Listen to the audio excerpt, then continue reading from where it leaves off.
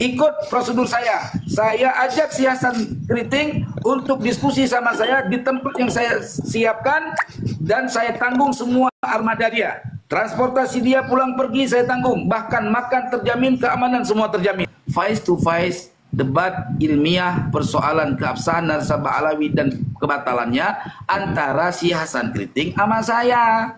Lalu Kalau yang lain saksinya itu adalah rombongan-rombongan para kiai yang menjadi saksi, nggak problem bagi saya, mau dari luar negeri kek, mau dari mancanegara, terserah. Tetapi face to face antara saya dengan siapa tadi? Si Hasan Keriting, dan tidak ada syarat apapun, gitu loh. Tetapi tetap ya, setiap kalau perjalanan seseorang ke tempat lain harus ada tanggung jawab akomodasinya. Sebelumnya saya kasih tahu kronologisnya dulu, jangan nanti di framing. Saya menantang debat Imaduddin dan bahkan saya memberi surat undangan untuk diskusi terbuka dengan Imaduddin. Oke. Nah, si Hasan itu berkoar-koar bicara tentang nasab, terus di bawah tapping, Qori lawan Hasan, gitu kan. Nah, saya bilang, bawa aja Hasan kemari. Nggak lama kemudian, datanglah seorang utusan yang namanya Sam Debater. Dia bilang, Tengku Qori, Gus Hasan, ya, menantang sampean berdebat secara online di room dia. Saya bilang nggak usah ngapain ke room dia, cuman berapa viewernya. Coba datang ke room saya aja yang 14.000 lebih viewernya. Nahnu Aswaja TV yang ini nih, ya. Oke, saya sampaikan. Nanti dalam diskusi tidak ada orang lain. Saya sama dia dan moderator satu. Ya, seperti itu. Saya sudah rekam layar, ya, akan saya expose. Oke. Jadi tolonglah. Yang diekspos sebentar. Yang diekspos itu jangan ketika sampean yang bernarasi, saya tidak mengutip atau menanggapi, sampean tidak ekspos gitu loh, Tengku. Kan sampean punya rekaman di situ. Di live Anda kan ada rekamannya. Nah, begini Tengku. Saya coba untuk mengutip dari apa yang sampean sampaikan tadi, bahwa menantang debat dengan Gus Hasan itu harus bersifat ilmiah. Satu.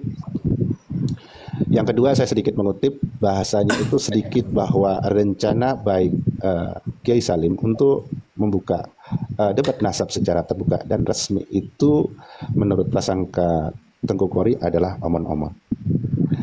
Iya, omon-omonnya begini Bapak Satria.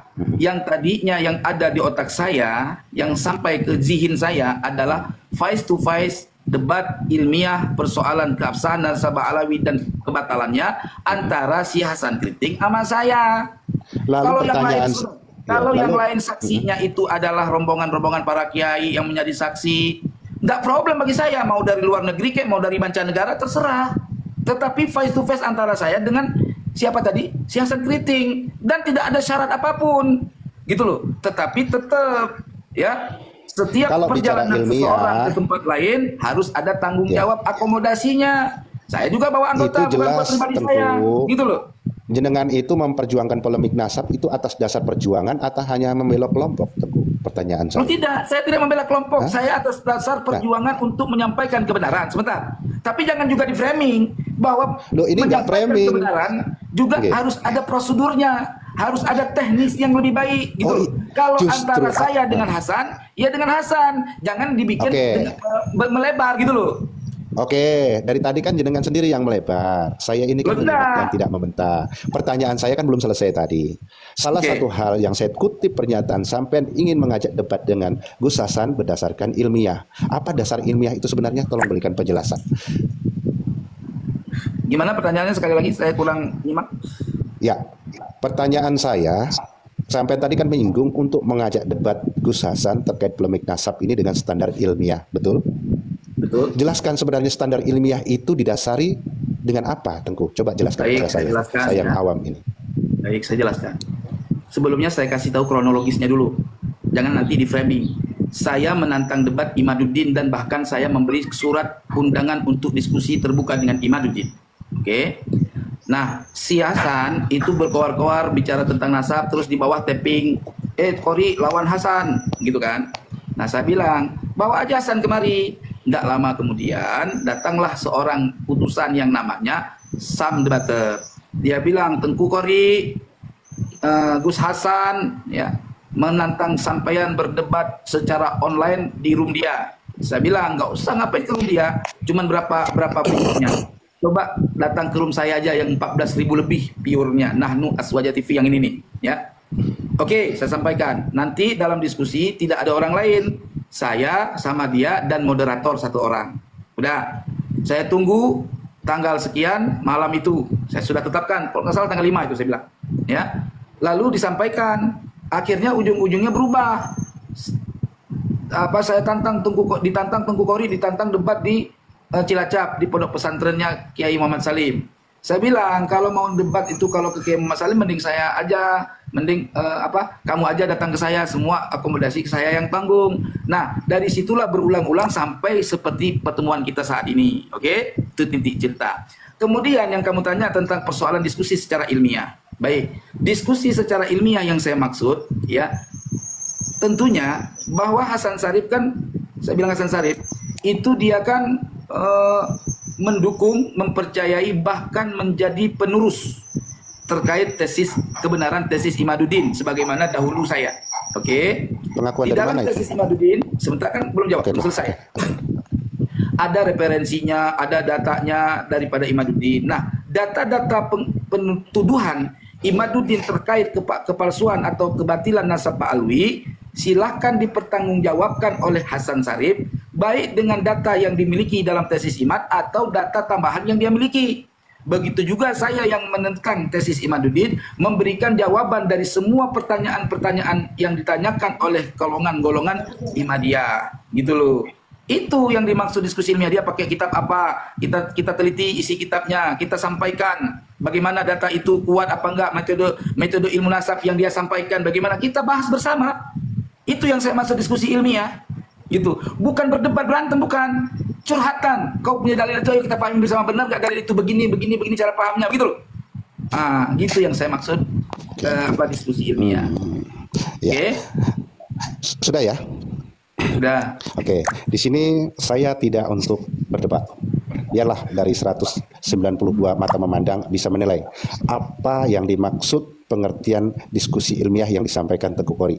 Karena tidak ada gunanya saya untuk berdebat, berargumentasi yang menurut saya benar berdasarkan keilmuan saya untuk melawan narasi atau perdebatan dari pengertian yang disampaikan Tengku Kori. Biar teman-teman yang menilai begitu. Oke. Yang kedua, dari mana saya mengutip dari pernyataan Tengku Kori bahwa Kiai Salim berinisiatif berlapang dada, ikhlas dan ridho menyiapkan fasilitas dan tempat, bahkan membantu akomodasi persiapan polemik debat nasab itu akan diselenggarakan. Justru Tengku Kori panjenengan menilai hal itu justru malah negatif. Bagaimana saya bisa tidak menilai negatif. menilai negatif itu begini, Tengku Kori mengkhawatirkan bahwa Kiai Salim itu miskin, tidak punya apa-apa.